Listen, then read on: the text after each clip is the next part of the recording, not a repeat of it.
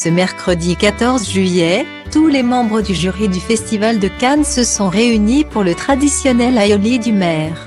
Tout, sauf la chanteuse. Après une année blanche en raison de la pandémie de Covid-19, les stars font leur grand retour sur le tapis rouge. Pour cette 74e édition du Festival de Cannes, les plus grandes vedettes ont fait le déplacement. Le jury, lui-même, est composé de la crème de la crème.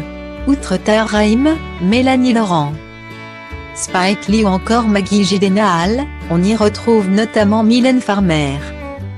Grande adepte des événements mondains. Mais cette dernière a récemment fait parler d'elle en des termes peu élogieux. La raison ? Elle a snobé un événement emblématique du festival.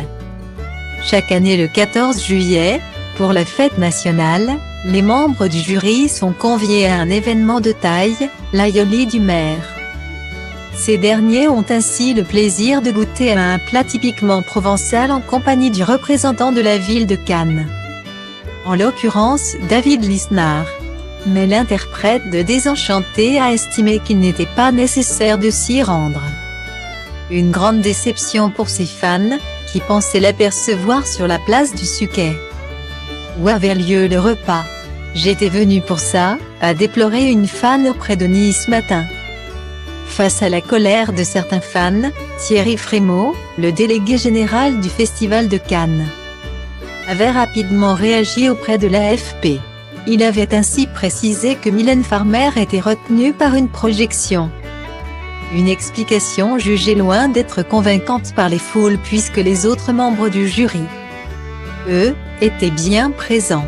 De quoi susciter les moqueries du journal Libération, qui l'accuse de ne pas avoir trouvé assez raffiné le repas provençal en présence du maire. L'Hacienda Libé s'associe à la détresse de Nice Matin qui relate dans ses colonnes sa déconvenue que Mylène Farmer, très attendue au traditionnel aioli du maire, ait visiblement eu peur de se déclencher une halitose colossale, note de la rédaction, mauvaise haleine, en goûtant au repas provençal. Un des sommets de la vie sociale festivalière, a ironisé le célèbre quotidien. Avant de conclure, Mylène, si tu nous lis, tu trouveras des saladiers entiers de kiskoul à notre barbecue vendredi soir.